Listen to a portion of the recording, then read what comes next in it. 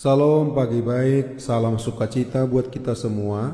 Mari siapkan hati diisi firman Tuhan, kita berdoa. Sembah puji syukur kami untuk-Mu ya Bapa Tuhan semesta alam. Kami mau mengawali hari ini bersama-Mu, merenungkan firman-Mu. Berikan kami damai sejahtera-Mu dan buka pikiran kami supaya mengerti kitab suci. Amin. Firman Tuhan hari ini diambil dari Amsal 13 ayat 20. Siapa bergaul dengan orang bijak menjadi bijak, tetapi siapa berteman dengan orang bebal menjadi malang. Malang di sini sama artinya dengan celaka. Bapak, Ibu, Saudara terkasih, banyak orang yang dulunya dikenal sebagai orang baik, penurut, rajin ke tempat ibadah, namun bisa berubah karena bersahabat dengan orang atau tinggal di lingkungan yang tidak baik, seperti pergaulan bebas, judi, obat-obat terlarang, dan lain sebagainya.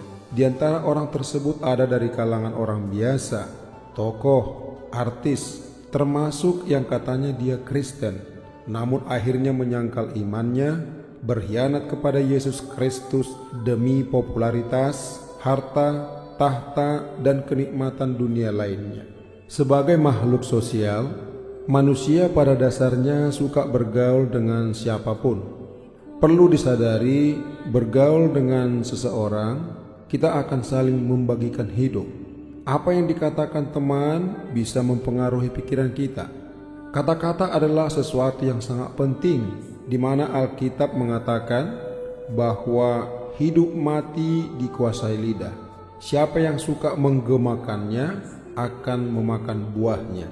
Kita Amsal memperbandingkan mulut orang bijak dan orang bodoh, yaitu lidah orang bijak mengeluarkan pengetahuan, tetapi mulut orang bebal mencurahkan kebodohan. Kata-kata yang sering kita dengar akan mempengaruhi hidup kita. Karena itu, bila kita bersahabat dengan seorang yang bodoh, kita akan menjadi bodoh. Tuhan tidak menghendaki kita rusak atau cemar dengan persahabatan yang buruk, sebagaimana ditegaskan dalam firman Tuhan pagi ini. Contohnya Daud, dia berkata, "Sebab mataku tertuju kepada kasih setiamu, dan aku hidup dalam kebenaranmu. Aku tidak duduk dengan penipu, dan dengan orang munafik aku tidak bergaul.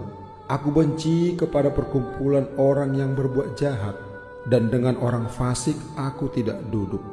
Rasul Paulus juga menyerukan agar kita bijak menyikapi pergaulan. Janganlah kamu sesat, pergaulan yang buruk merusakkan kebiasaan yang baik. Kita memang tidak boleh bersifat eksklusif, menutup diri dari orang lain yang tidak sepaham atau seiman, apalagi menganggap orang itu najis, haram. Dengan tegas, firman Tuhan melarang kita untuk menjauhi orang lain dengan menganggap mereka seperti itu. Tetapi harus sadar dan ingat, jangan pula kita yang terjebak mengikuti arus, ikut-ikutan rusak yang akhirnya menjauhkan kita dari Tuhan. Sebagai anak terang, sepatutnya kita bisa membuka diri seluas-luasnya dengan semua orang. Bersikap eksklusif dengan menutup diri akan sama artinya seperti meletakkan lampu di bawah gantang. Cahaya kita tertutupi dan tidak bermanfaat. Kita sebagai terang karena Kristus seharusnya mampu mengalahkan kegelapan. Gelap tidak akan pernah mampu melawan terang. Segelap gulita apapun, jika ada cahaya di sana, maka kegelapan akan sirna. Jika kita yang kalah dan kemudian meredup bahkan menjadi gelap, bukankah itu hal yang ironis dan sangat disayangkan? Marilah kita bijak dalam bergaul sesuai dengan prinsip firman Tuhan. Dan yang utama, bergaullah erat dengan Tuhan sendiri. Yesus Kristus mengatakan bahwa Dia adalah sahabat kita, sumber hikmat dan kebijaksanaan.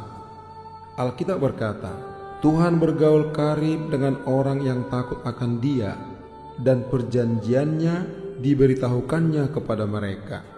Orang yang takut akan Tuhan dan bergaul erat dengan Dia, niscaya tahu dan memilih bergaul dengan orang bijak ketimbang orang bebal. Amin. Kita berdoa. Bapa, isi kami dengan hikmat dan kebijaksanaan, dan mampukan kami tegas dalam bergaul dalam kehidupan kami sesuai dengan prinsip firman Tuhan. Terima kasih firman-Mu buat kami semakin mengasihi-Mu. Engkau yang memelihara, menolong, dan memberkati kami dalam perjalanan hidup hari ini. Demi nama Yesus Kristus Tuhan kami. Amin.